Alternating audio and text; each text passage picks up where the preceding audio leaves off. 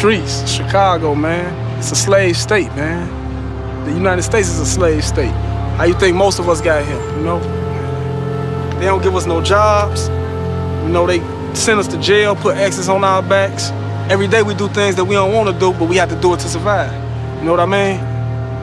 It's all set up for destruction, man. You know what I mean? Exactly. That's it. It's all set up for destruction, man. 90% of our fathers went there for us. They probably was on dope or ran off with somebody else. School only took us so far, and it was all on us after that. Either you had a wicked jump shot or you sling crack rock. Those was our choices right there. Only positive thing you can do is try to take care of your kids. That's the only thing that'll make you a man out here. You know, we live in an era where most of us die young, so we learned to really, really enjoy that little time that we got here with each other, because we never know when we leaving. One group has to be at the bottom, and we were just that chosen group. I mean, look at the neighborhood. This the hood. You know what I'm saying? Like an ant farm, ant hill. People going to work, coming home. People raising their kids, cutting their grass. You know what I'm saying? We're a society within societies here. Not at all. It ain't fair. It was never fair. It was never fair to our ancestors, man. It was never fair. I don't get it twisted. I don't sell no drugs. You know, I got a job, but you know what I'm saying? I make it look real easy. You know what I'm talking about? We make it look real easy over here. You know what I'm saying? There ain't nothing, you know, there ain't nothing to it. You know what I'm saying? But to do it, so let it be what it is. Let it be what it be.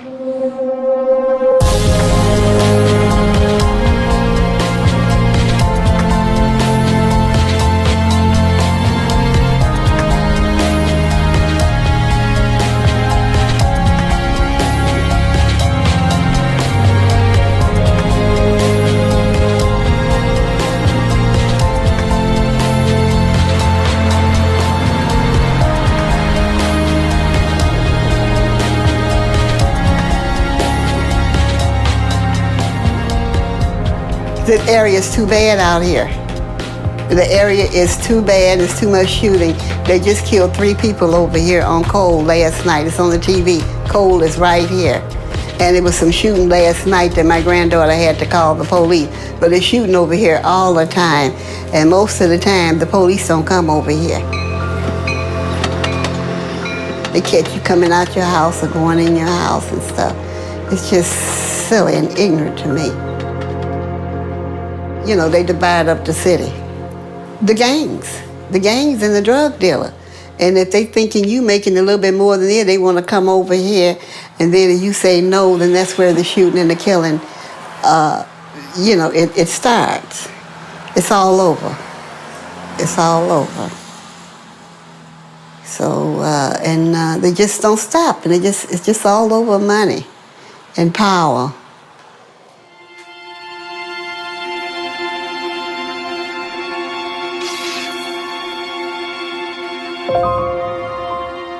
There's only 2 things that'll happen to a young man that decides that he wants to be a drug dealer. He's going to prison, or he's going to the graveyard. Those are his only 2 options. There's not another option. It was horrific to sit in a courtroom and hear my son portrayed as this gangster kingpin. I asked my husband at least 4 or 5 times, what did he say? Did he say 42 years? Did he say 42 years?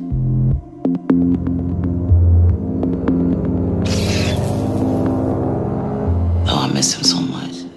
I haven't seen his face in over 5 years. A little bit about 5 years. I was like, well, basically, well, what did you do for 25 years? Because the only person people like get like that, if you think is murderers, you know, or rapers or something like that, to get 25 years. And I was really kind of upset about that.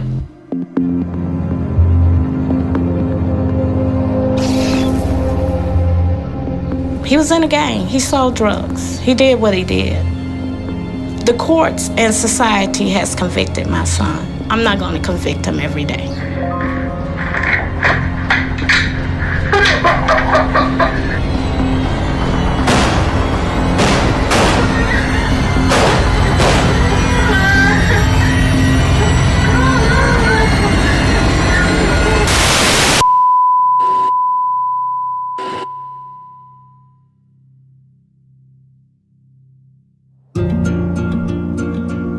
First of all, before I begin this letter, Mama, I want to tell you that you're very special to me, and you know that I love you. Thank you for loving me when I didn't love myself. Really, words can express how much I love you, so I just want to say thank you. Chicago is my home. That's all I know. That's my city. I was a graffiti artist back when I was younger. You know, I spray painted trains and walls, and I stayed out all night. You know, the streets kind of raised me. I was always in the streets since I was young. I would always display that I was a good child. But for hours when I was supposed to be in bed, I'd be watching and listening to the gangsters in the courtyard where we lived in the Jane Adams. I was fascinated by their lifestyle, and I wanted to be like them. I got to a point in my life where I wanted to be a drug dealer. It was hard work, but I like how fast you reap the benefits. The money I made in Chicago was cool when I first started hustling, but as I got older, I realized it was just not fast enough. So I decided, like a few others I know, to take my show on the road. I went to several different towns in Illinois, Indiana, Minnesota, Kentucky, and ultimately landed my hat down in Rockford. While I was in Rockford, I ran across my Stone Brothers Duck, and we decided to work together. At first, it was just business, but then it became like pleasure. Rockford was not our home. We were invading someone else's territory. We were foreigners in a foreign land. Like, I never thought they'd go through so much to put us behind bars. I never thought they'd go through so much to get little old me. I never was a good drug dealer, but for a long time, I was happy. Because I was one of them gangsters I fantasized being when I was little, seeing them in the courtyard. Truly in my heart, I do not regret going to Rockford.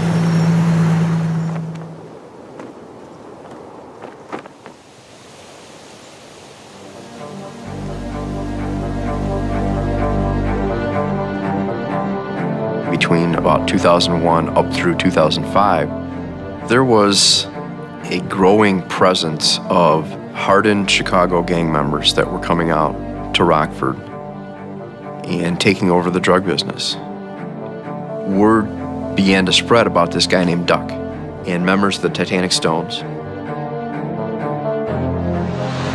I kept hearing his name Duck, that he was from Chicago, that he was putting on a lot of dope here in Rockford. He was just a young guy, but he had a real reputation. People were afraid of him, just a little guy. The talk in the street, informant information is that this group run by Duck, Titanic Stones, were trying to take over the drug trade in Rockford, and they were moving real strong. When they arrived here in Rockford, there was definitely a power struggle, Chicago versus Rockford. We'd have our robberies, our shootings. There have been murders here. Every so often, somebody comes into power. It's just like anything else in life, you know, any business or any, you know, something always rises to the top. It was an epidemic, is basically what it was. 'Cause they were shooting a lot of people. Random gunfire was taking place, a lot of it directed to housing developments in the city. We were having multiple shots fired during these shootings. There was one particular incident that took place on Underwood Street on a Saturday afternoon. There was a running gun battle in the middle of the street. There were 60 rounds exchanged. There were 60 casings in the street. And it was a miracle that nobody was killed. I mean, there were children out playing, the rounds were flying, and everything went back to Duck. Now we're coming up on Central. We're still on the west side of town here in Rockford. We're gonna go by the Auburn Street McDonald's where Julio Allen, a member of an opposite gang here in Rockford, was confronted by Doug Davis and Bradford Dotson.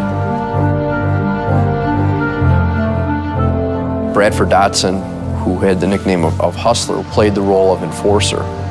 Duck's orders at the McDonald's restaurant at Auburn and Central tried to carry out a hit in retaliation for a home invasion at one of the gang's drug houses. They found out Julio Allen was there. Davis gave the order, and Bradford Dotson fired several rounds through a plate glass window. When you got someone firing rounds inside a McDonald's like that, that's unacceptable. That's when I said, I want this Duck. This guy has got to go down.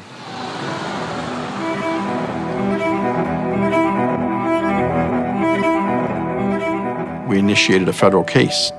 Did an awful lot of surveillance, following people, watching people, talking to informants. We started to see the pattern, the way they were selling narcotics was the same. He was using different locations in the city, renting houses. Normally he would have a lady rent the house in her name. Nobody would live there. They would just use it strictly to sell drugs. The end game for us here was to take out the organization as a whole.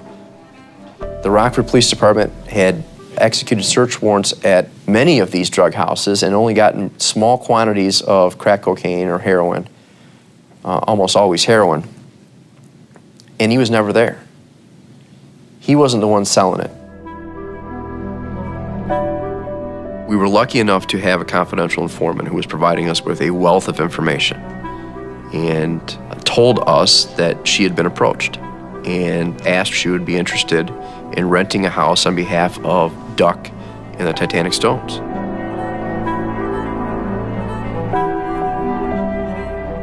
I was selling crack, I was selling dime bags, 20s, 8 balls. I mean, I was good at it. I'm not gonna sit there and say I was good at it. I just slipped up one time because I was drunk. I was messed up and forgot to take it out and went to jail, and they found it in the jailhouse.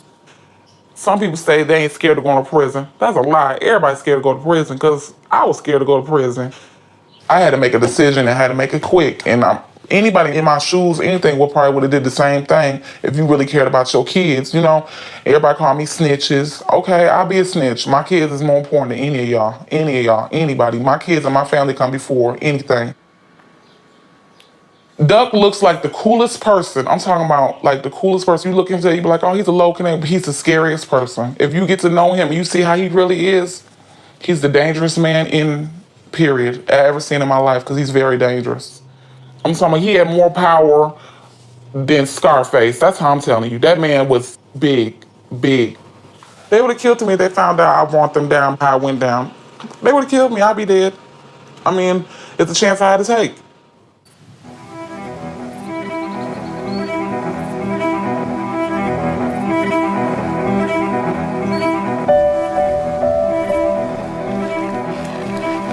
Summer's coming on now.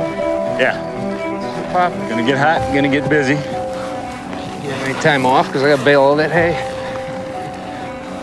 You still gotta protect the street too. I grew up in a small town here, real small town. Not even in the small town, outside the small town. Grew up on a farm, raised beef cattle. When I was growing up, I actually wanted to stay on the farm and raise cattle, and Dad told me that the market was going bad with cattle and there wasn't any money in it, so I had to get a job in town. This is where I ended up. He does that pretty gay. Yeah. Beginning of the case, I was working in the narcotics unit, and my brother was in the gang unit. And we were both working both angles of it. And Barry came to me one day and said, hey, man, I got an idea. Do you think this will work? He told me that he had an informant, and the informant had been approached and asked to rent a house, and then the house would be used for a drug house. And they wanted to wire the house up with video and audio. And I said, yeah, I think we can make that happen.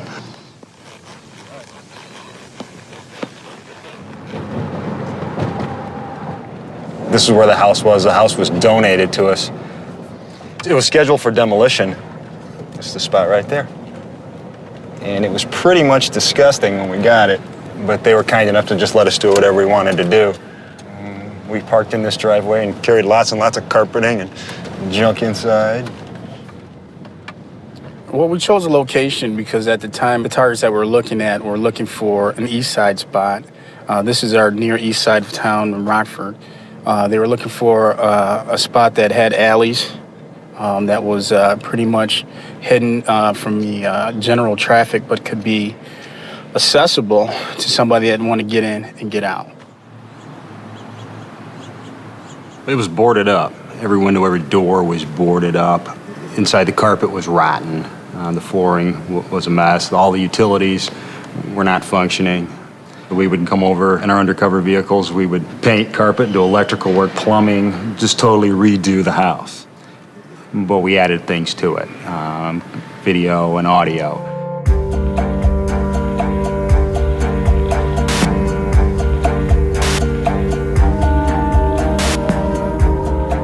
Talking to our technical people, ATF's technical people, we determined in order to do what we wanted to do, we would have to hardwire the house to a listening post. And by hardwire, I mean we needed a cable run directly from that house to wherever we set up a command post / listening post.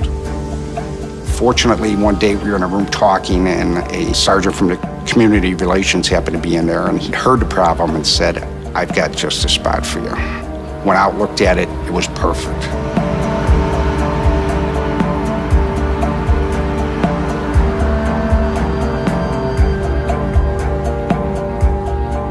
The factory or command center that we used was an old model paint factory. From the third or fourth floor, wherever we were, we had a bird's eye view of the house looking north. And the command center was set up so that there was a monitoring room where you'd have 3 agents at 3 separate monitoring stations and then a supervisor in the room. And each of those stations monitored a particular room in the house at 1023 Kishwaukee. One for the kitchen, one for the dining room, one for the living room.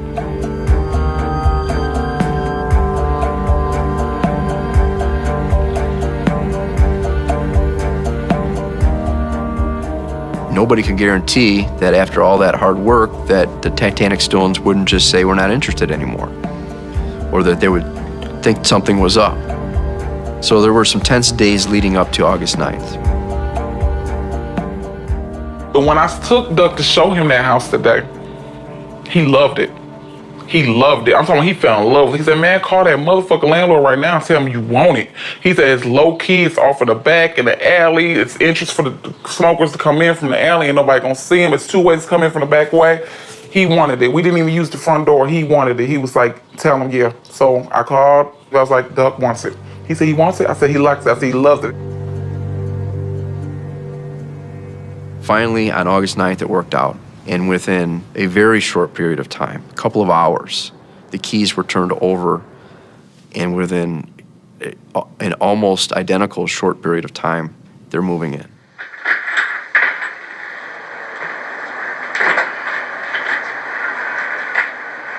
Bro, you gotta get out, man. I like this shit.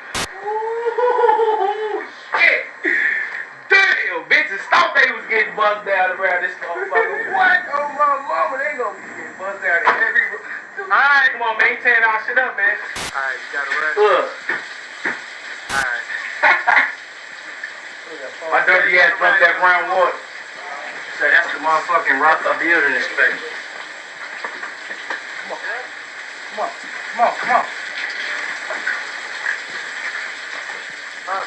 What's up, G-Ball? Huh? You in, bro? Yeah. Oh, wait. Gotta turn it. Swing, bro. Yeah. Now swing it back the other way. When we pulled up, it was like a regular little trap. He ain't look like nothing suspicious or nothing like that. The first time I saw it, I just looked at it as another trap. I mean, we had so many.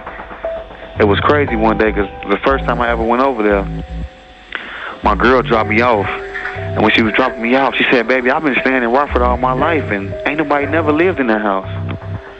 So the first thing I said, well, what the fuck does that mean?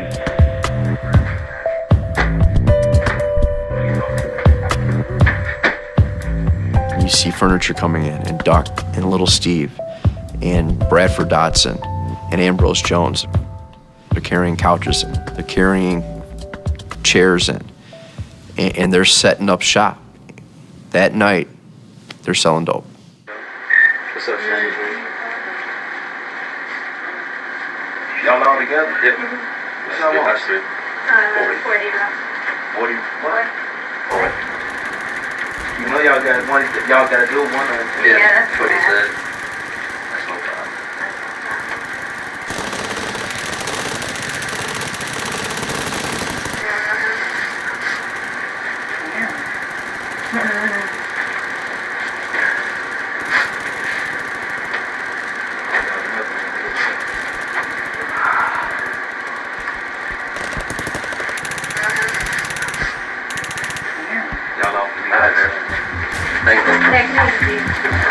Help, man. You too.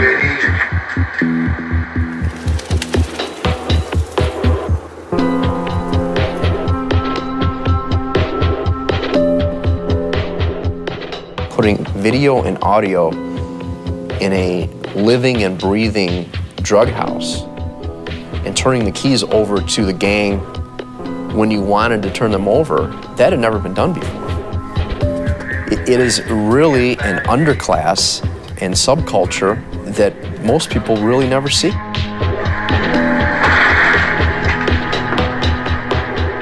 I remember a phone call that I received from Barry Cunningham when I wasn't in the monitoring room. And Barry's words were, "We're in the hornet's nest here." Dude jump out the car again twice. I'm squeezing at his ass. He can get low. I jump out, running at his ass. Yeah, you was squeezing at his ass. Boom, boom, boom, boom. He put that little shit up, got to run, they pulled it off left and shit. Ain't no shit like that, boy. Man, come on. That's a 10mm. Ain't no 10mm. That's a 947. Rocky, boy. See them rockets in there. Oh, this is top like a motherfucker. I've been working narcotics for many, many years and spent countless hours on surveillance, whether or not it's in the back of a van or a squad car, sitting back with binoculars watching drug houses or watching people deliver drugs or purchase drugs. So you always had a good concept of what it was like from the outside, but you never knew what it was really like on the inside. Well, this gave us the opportunity to take an inside seat in that drug house and determine exactly what was taking place. Give me a light. Hey, what you want? It ain't one in the head, is it? Man! Ooh, you a fucking duty, man. Just because you ain't see it, it could have been stuck in the chain. Cock it back, Mo. You could have probably... I decocked it, Mo. I was going to shoot you right back. You would have shot me right in the balls. This a decock, Mo. This boy slick. It's just beat up. That gun got a body on it. Out this motherfucker. You know I have. This gun got a body on it? Hell yeah. This gun got a body on it? I'll send you out here with that gun. It's hot. Man, this gun is hot, bro. G, look at this, man. I was here from about 5 o'clock in the morning every morning until midnight, 2 o'clock every night. It was just miserable hot every day. Everybody was miserable. Everybody was complaining at me because I was the guy supposed to be handling the gear and I just couldn't keep it cool enough. It was a learning experience, I think, for everybody there. This is the first time you actually saw what happened in a drug house. They were just living like regular people live. Watching TV, playing video games, visiting with their friends. Just that normal life was interrupted by selling drugs and playing with guns and counting money. Yeah, different, though. I would have threw that motherfucker. Man, I would have. Look at it. If there's not criminal activity going on, then the court order provides that you have to turn off the recording devices. Most often, everything that was going on in that house was criminal in nature because there was almost always drugs around or a gun in the room. Almost everybody was a convicted felon, so everything was criminal in nature. Go over,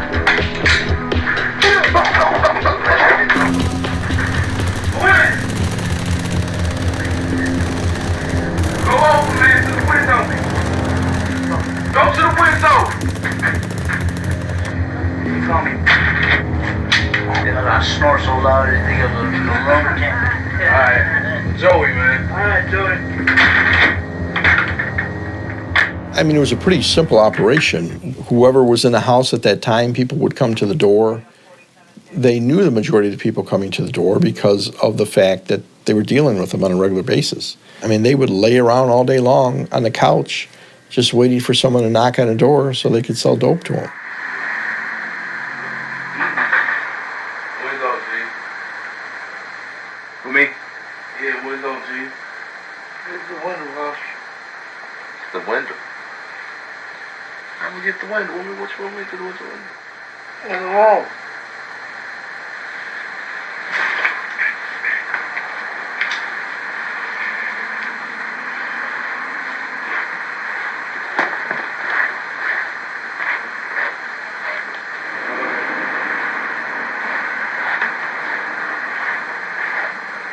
Here you go.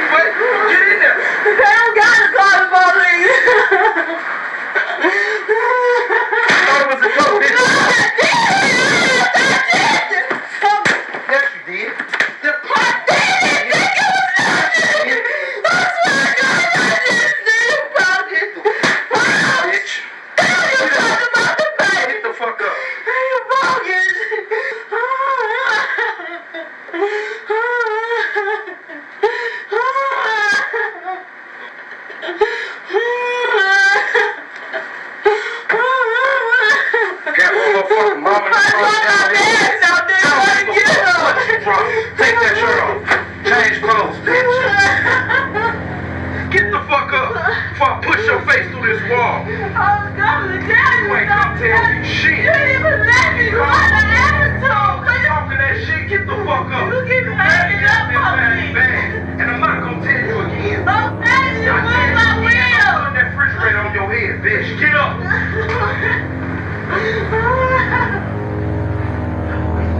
This group was associated with so much violence. Once those microphones were turned on and those cameras were turned on, while there was some relief that it was working, the tension didn't necessarily subside because it became very obvious to us that this gang was for real, and the reputation that preceded them was one that was appropriate.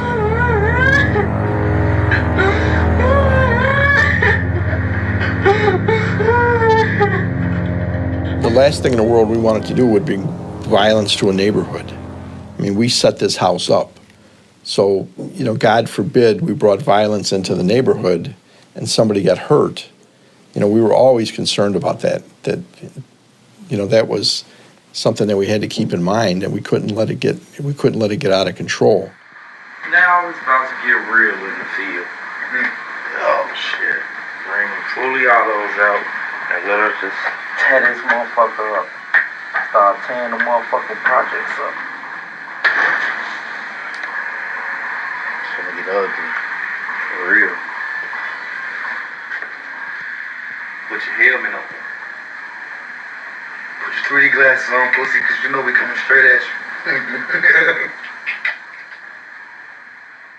you. Every evening, the shit would hit the fan. I really can't think of a better way of saying it. The shit would just hit the fan. Several times, they'd just jump up and say, let's go shoot so-and-so.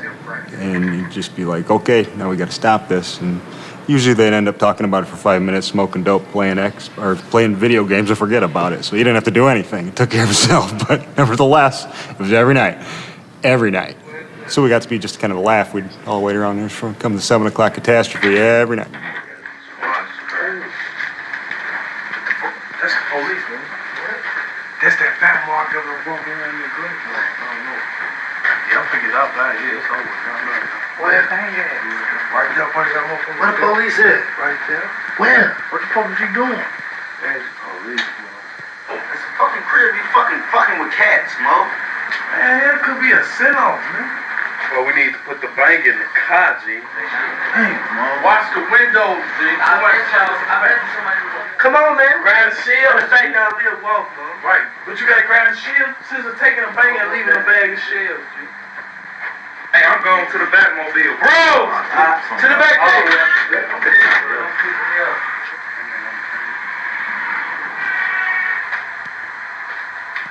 Who live right there? Man. I'm sure. You sure? Need curtains. Yeah.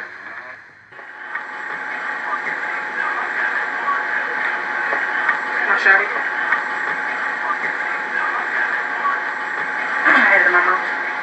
Yo, man, you was gonna swallow all this. I was gonna choke to die. You stupid. Shit. I'm gonna be on the floor straight here. That shit ain't gonna kill you.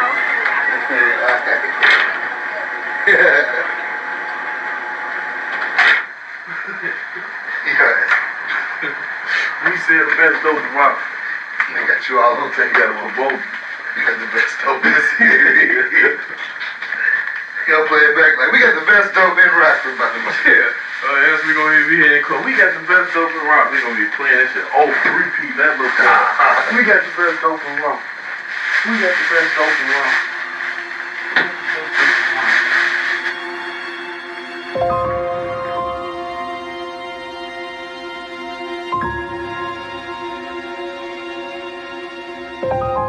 I didn't find out that he started selling drugs until I was 16 or 17.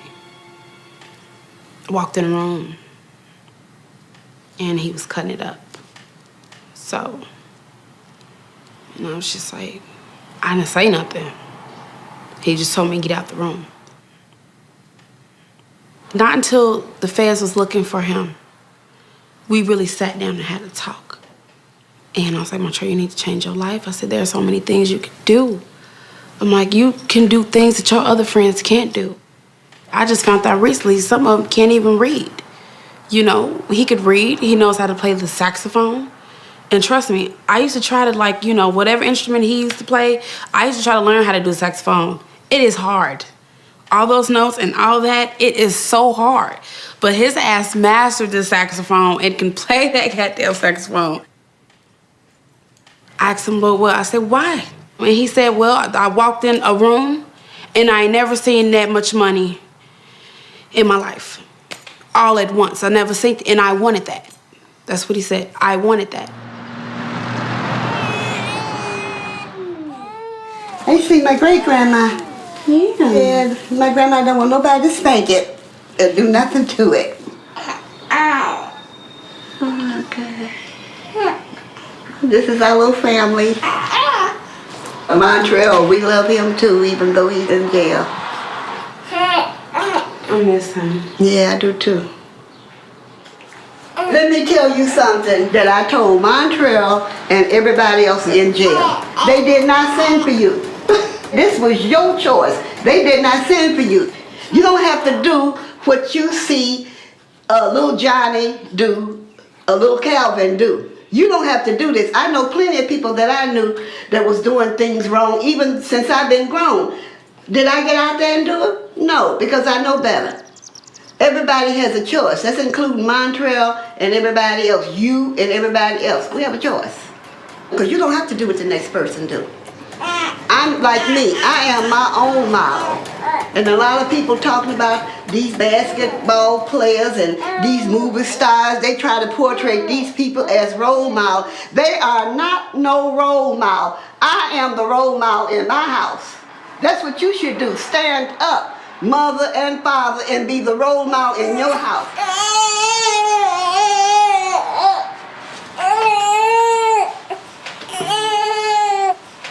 All we have to do is just pray and think positive and everything will be okay. Okay, Miss Siobhan. Yeah. Yeah. That's the first time a child in our family been on a pacifier. I know. So hopefully we'll be back home soon. This area is too bad out here. And no more of this train. I'm proud to get up out of this train.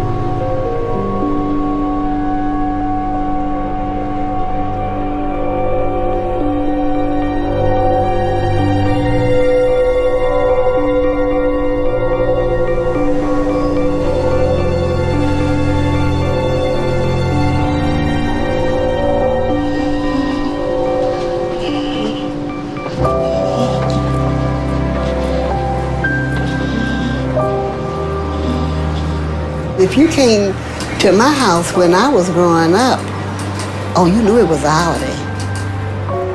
We be eating like mad, 24 hours, all day, all evening, all night. You could smell the nuts, the cakes, the pies. We had a big pot of chitlin. Then you had a big pan of macaroni and cheese. And then you had a big bowl of potato salad. Then you had a shrimp salad. And you had fried peach pies. You have the sweet potato pies, custard pies, and a great big pot of greens, great big pot of string beans. Salt pork going all through these baked beans and strips of bacon on the top. You ever had grits and chicken? Well, see, that's what my grandmother would do sometimes just for breakfast. We always had food. My house is my life, the memories and the things that I used to do there and the cooking, and it's nothing like having something of your own. You don't have to worry about nobody running over your head, and you keep your house clean in your backyard, and you can always go out there to cook and enjoy yourself. We were all, might as well say, raised up in that house. The house was my grandparents' house. He was born there. Letitia and Montreal was born there. Even though it is in the shamble, I feel like I'm at home. And I always go over there to clean up and sweep up. I can't wait to get back over there. When I go over there, I hate to come back this way. Hyde Park offers so much that the other areas to me don't offer.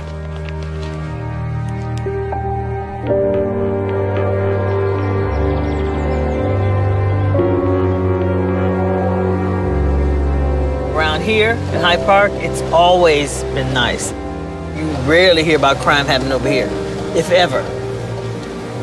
But everybody wants to live in Hyde Park because it's quiet, it's considered safe, but it's really expensive to live in here. But this is where Daryl, he really grew up in Hyde Park, because I used to live on 47th and on Lake Park. And we'll go down there as well. And that's where it all started. The ditching school, the hanging out with the wrong crowd. That's where it started. Daryl had a chance. He didn't have to make the choices he made. He had role models. Here's Hyde Park Academy. That's where he went to high school. It would have been a totally different ball game had I had my act together. I fell prey to the streets. And obviously, you know, he did too. Like this. Who is it?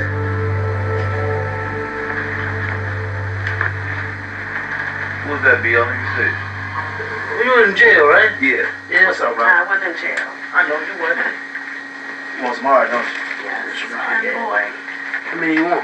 Well, I want one. Give me one of them squares, son. Oh, I had candy bar. You bought some down? What's that? You know what I mean? Make them bust down. Fuck you, man. Yeah, you got your missile with you? Yeah, bro. Yeah. Fuck you, nigga. Do that shit, right? Yeah, right. No problem, man. I'm snuff your see, man? Clean. I don't blame you, bro. Get that what you got. Oh. All right, guys. Thanks, man. Yeah. So you know where the spot at now? Yeah, man. Here. Bring a friend or something. Man. All right, bro. Thanks, man.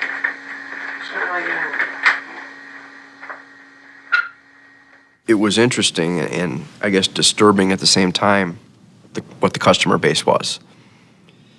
And there were people from all walks of life. People who looked like they just gotten off work at 5:30 and stopped at the drug house to get their heroin fix. People who clearly were well on their way to becoming heroin addicts. Young people, teenagers, people from all walks of life.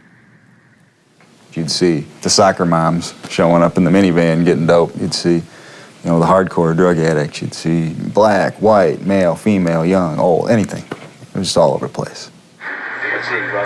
360.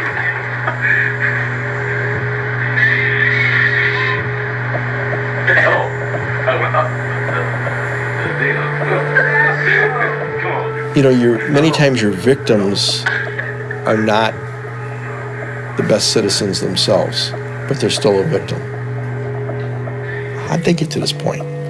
They're taking their life in their hands to go to a neighborhood they know nothing about, to walk into a house they know nothing about. There's guys in here with guns, to purchase a little bag of powder. What went so wrong in their lives to put them to that point? And this is a small part of a huge picture. How big is this drug problem throughout the world? It's beyond explanation. It's huge.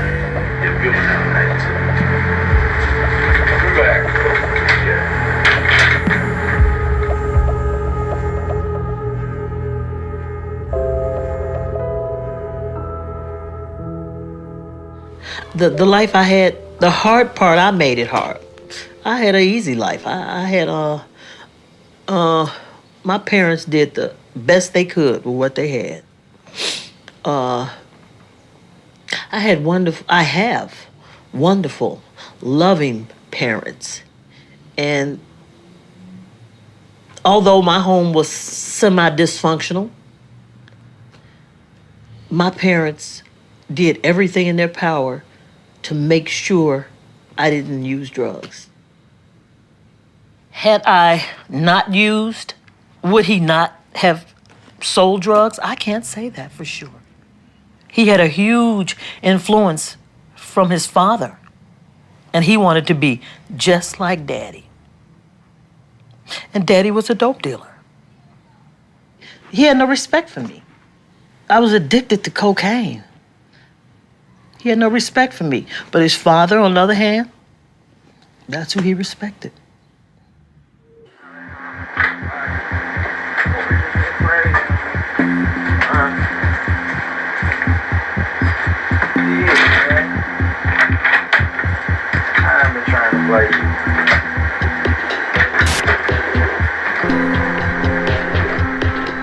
Duck in the video footage came across as somebody who was always in control.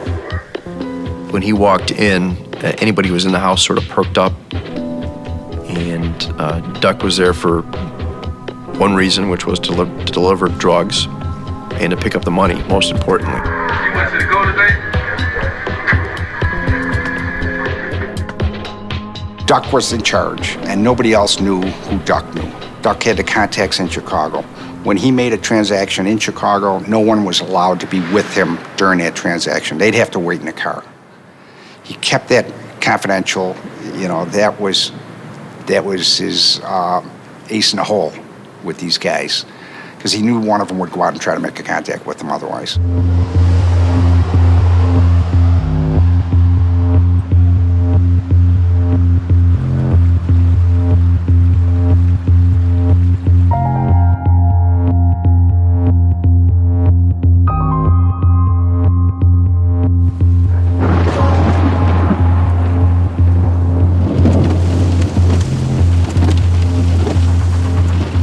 When he needed to re-up or get more crack cocaine, he went into the city.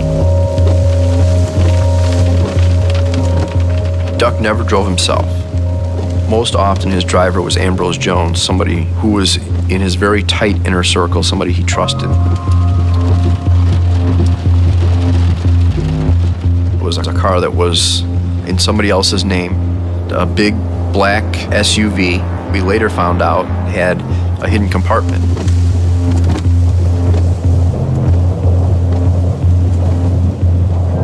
But he went in and picked it up, brought it back to Rockford, where he mixed it and stored it at his girlfriend's house, away from where he slept or did his business.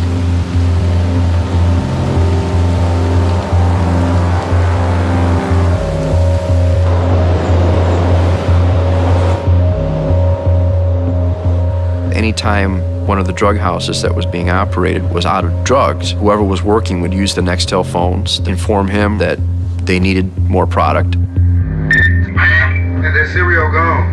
We ain't got no more cereal for fuck. Talk about that cereal. And then you'd see Duck, driven by Ambrose, go over in that Escalade to the Chestnut Street house, pick up a pack, go to the drug house, drop it off, pick up the money, and then take off.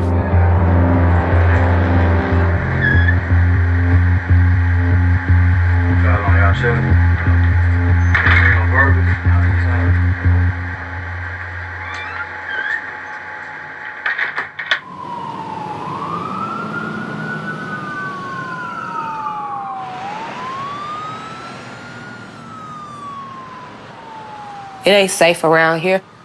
It be shoot, fights, all type of stuff. That's how I know it's bad. It's a gunshot bullet right here. That's how much they shoot over here.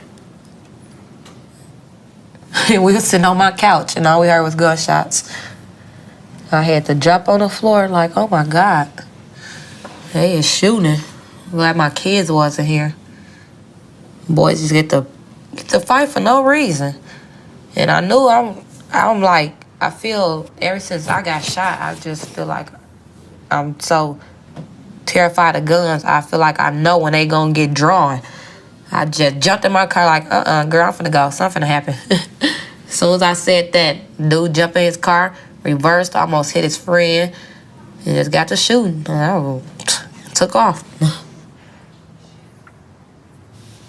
I got pregnant when I was 18, so I was with him a few years. I was close with him until he got him another girlfriend. He wasn't no bad person, like the streets made it seem. He was just out here trying to feed his kids. People got to make it. So that's what he tried to get out here and do. He felt like he had kids and they had to eat. So I don't think it was wrong. Because it's hard out here, and it is. It breaks my heart that I can't see him like I want to.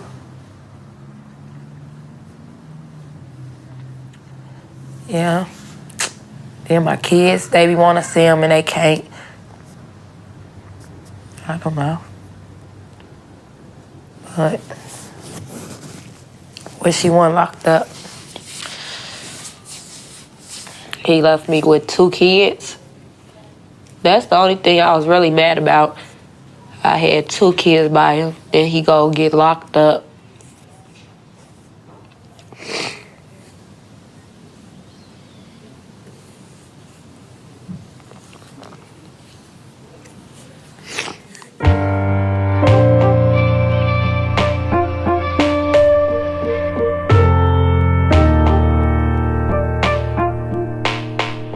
First met Duck in like 96, 97, when our gang was in tour with they gang. They gang was from like 53rd and Harper, and you know we from 52nd and Drexel. So Duck used to come down to Drexel and he'd shoot at us. And it's like concrete jumping off the ground, hitting, and his shells hitting the cars. Because our 2 gangs was in tour. That's the first time I even heard his name or knew about him. Man, Duck as a person, man, he was a caring dude, you know what I'm saying? Like, he'd come talk to me about his girlfriend problems. And that's the Duck that I know. I thought he was my friend.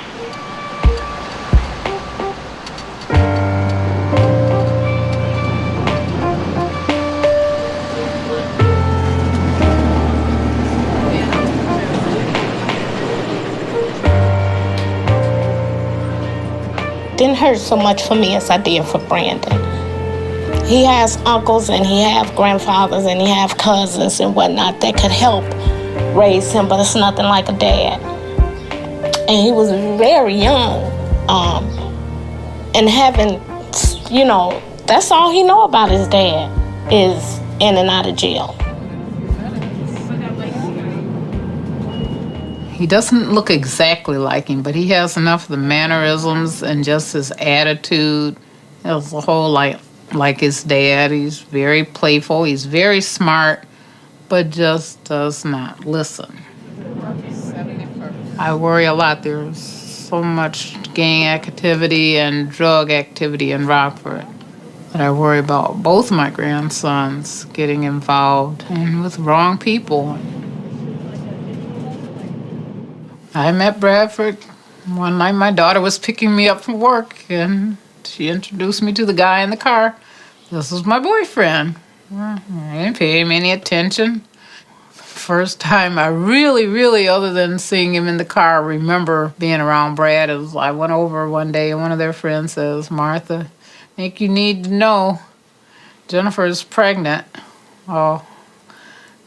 After that day, Brad and I became really close because I punched him. And after that, I started taking him to church with me, and I just really grew to love him, and he was just my boy. Hello? What's up? What's up? Brandon, that you? Yeah. Happy birthday, man. Thank you. What'd you do for your birthday? We went to the park. Went to the park, what'd you do? We played. What kind of cake you had? A race car. A race car, you saved me a piece? Huh? You saved me a piece? No. Huh? Nope. 8 years old. Getting big. Brandon, find something to do positive with their free time. Even at school, you gotta just remember, like, the only way that you will be successful is with an education, Brandon. You gotta stay in school. Okay. That's the only way we gonna make it. We gotta educate ourselves. Don't spend all your time sitting in the room playing a video game. Go outside and play and go to school and just be good. Okay. Well, I wish I was outside playing right now, running around.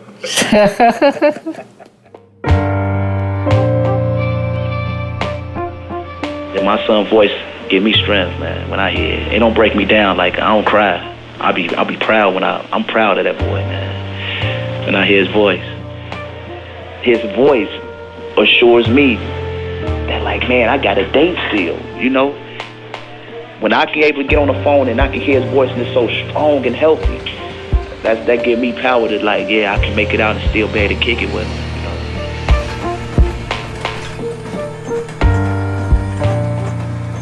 The severity of the situation never hit me until, and at 2 o'clock in the morning, I get a call from the hospital across town that he'd been mugged. And I'm thinking, well, how did that happen? They said, well, we're taking him to surgery. We'll call you when it's over. 9 o'clock the next morning, they called me that he was finally out of surgery. And I talked to the doctor because I had worked at that hospital before. And he told me that somebody had mashed Brad's hands. He said it's the worst case he'd ever seen. It took him 7 hours to put his hands back together. The hands were mashed flat. The fingers were split and the flesh was coming through. All the bones down to the wrist, just mashed. Like hamburger. If you look at the video footage from the Kishwaukee house, you see bandages on both of Bradford Dotson's hands throughout that time period. And that is from Daryl Duck Davis. What happened was Duck suspected Bradford of snitching on the gang or of stealing money, something that went against Duck and the organization. So Duck gathered up the gang members over at the Underwood Drug House. He had Joel Turner hold a gun to Bradford Dotson's head. Bradford Dotson was made to spread eagle on the floor, all of his clothes off, and Duck took a hammer and he broke both of Bradford Dotson's hands. He just hit my hands 3 times with the hammers. He busted. It don't take that much to break no hands with no hammer. He hit my hands 3 times. I did steal them guns though. I needed cash quick because I wasn't trying to be around like that, man. I stayed around because he really made me come around. When I got to the hospital, he immediately came and got me from my baby mother's house. When we pulled up to the trap, I was trying to show that I wasn't affected by my hands being broke. So I was like, man, help me move this sofa. You know? So we moved the sofa, even though it was hurting. I wanted to show them that, like, man, I'm stronger than what y'all perceive. I was scared that if I tried to leave or if I didn't do what he said, that he was going to take me off somewhere and kill me somewhere. Flat out, you know what I'm saying? I'm gonna tell the truth, I was scared. I didn't want to die.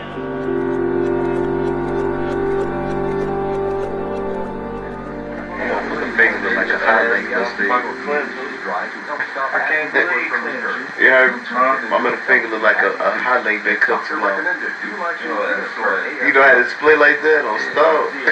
You should see my shit when I got the Band-Aid. This hand right here, Mo, this motherfucker. This motherfucker got put in the microwave.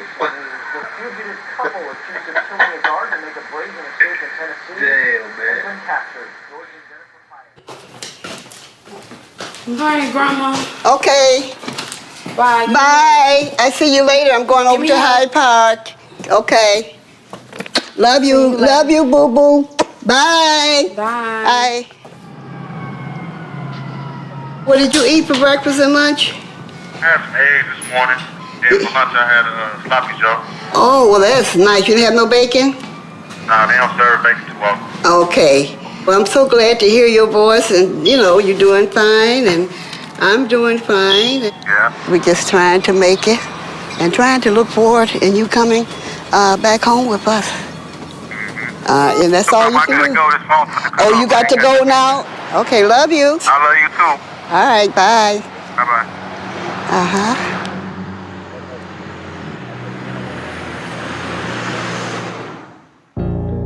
It's funny how my life ended up on the road to self-destruction. When I was younger, a kid, I should say around the age of 8 or 9 years old, I hated drugs and I hated gangs. I grew up in the house with a mother and an uncle who was addicted to cocaine and heroin. In the midst of all this chaos, you have my grandmother, who I love with all my heart and soul. She kept a roof over my head, designer clothes on my back, and made sure I didn't miss a meal. My grandmother provided for me and my sister the best she could. She even did her best to teach me how to be a man. She taught me to stand up for myself, to beat the living shit out of anyone who disrespected me. She always tried to keep me away from drugs, and she always said, boy, you see how that shit got your mama, your daddy, your uncle looking like skin and bones? Don't you ever fuck with that shit. And I remember her saying that, them little voices in my head to this day.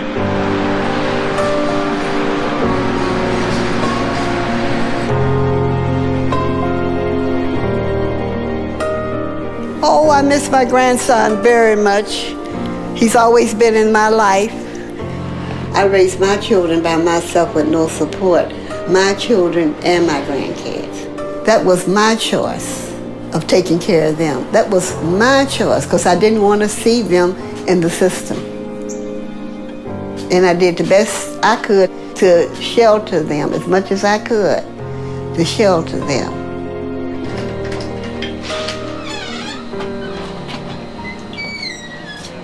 I am very much surprised with this. Very much surprised. And I'm also disappointed in him being in jail because, you know, as a grandparents, we don't choose these things for our children or our grandkids. You know, he wasn't raised like this here. I punched the time clock. My grandparents and my mother, they taught me to punch the time clock, and I tried to instill this in my kids. You have to work for what you get. I don't know what went wrong. I think the peer pressure, I think getting involved with the wrong type of people. I think that's where it came from. You know, you want to follow the leader, see what you see everybody else do. This is how I feel as a grandparent, you know, and I'm hoping that he'll get through this. I wonder, is it my fault? I've been using drugs. You know, he'd never seen me get high or anything like that. But as a parent getting high, I wonder, is it my fault? I really feel guilty about this. You know, did I start this? Did I start him, you know, even, not saying I'm bringing it around him, but just the idea of me doing it. Am I the cause of this? It's an effect. It has an effect on your children. It has an effect on your children because it also has an effect on me as a parent. So I'm sure it has an effect on him. I'm very disappointed in you all too. And you know I speak frankly. All right, but I have tremendously slowed down. I haven't had any heroin in 2 months. I had started back because I got depressed again. I really think about this all the time. Am I the reason for this? I'm doing this. I mean, you I could be. Had an influence. It could be all my fault still. It could be my, yes, it could be all my, it could be all my fault.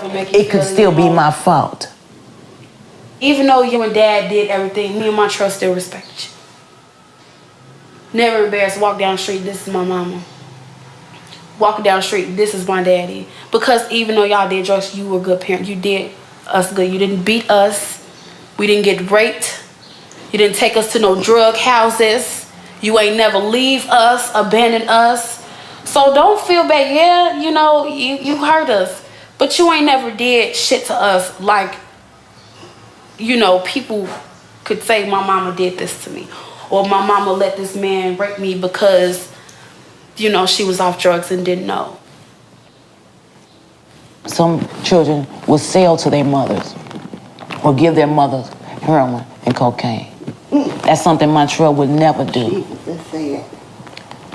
And see, and most parents expect their children that sells drugs for them to give them heroin and cocaine, or to buy that for them. I've never asked him to buy me any heroin. Or even to get, no, he wouldn't do it anyway. He wouldn't give me any money for it or anything like that. He would not do that. But there is a lot of people expecting their kids. We have family members that expect their children to buy them heroin and cocaine. And I'm still wondering, am I the reason for this?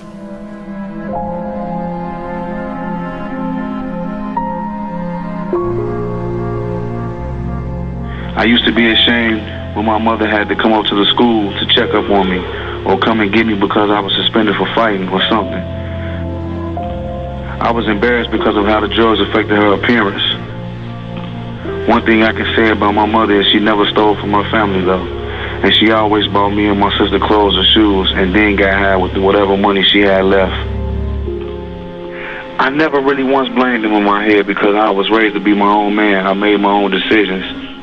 I still knew right from wrong. No one ever forced me to sell drugs, carry guns, use guns, fuck somebody up, rob somebody. Any criminal act I did on my own because that's what I wanted to do.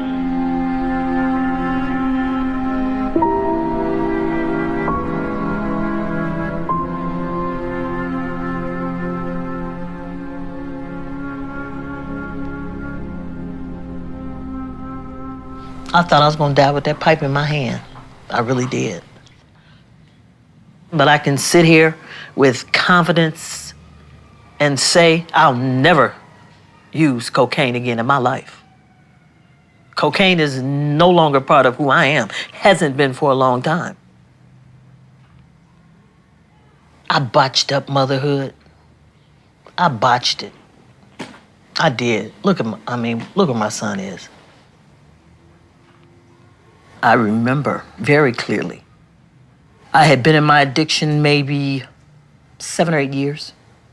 And Daryl said to me, "Ma, I know what you're doing. And if you go down, I'm gonna go crashing down with you." I didn't hear him. He was crying out to me then. I didn't hear him. I couldn't hear him because I was so deep in my addiction, I could not hear him. I wish I had heard him. I wish I had heard him.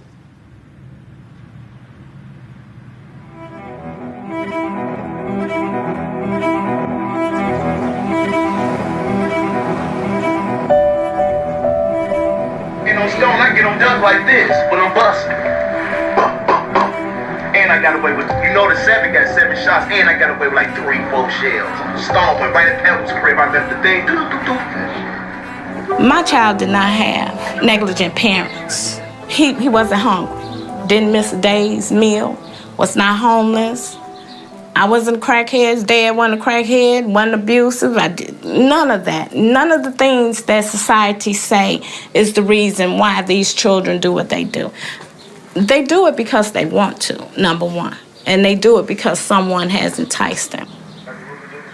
The drug dealers come through and they see easy, gullible young people and they offer them, and it's exciting. The possibility, the rims, the car.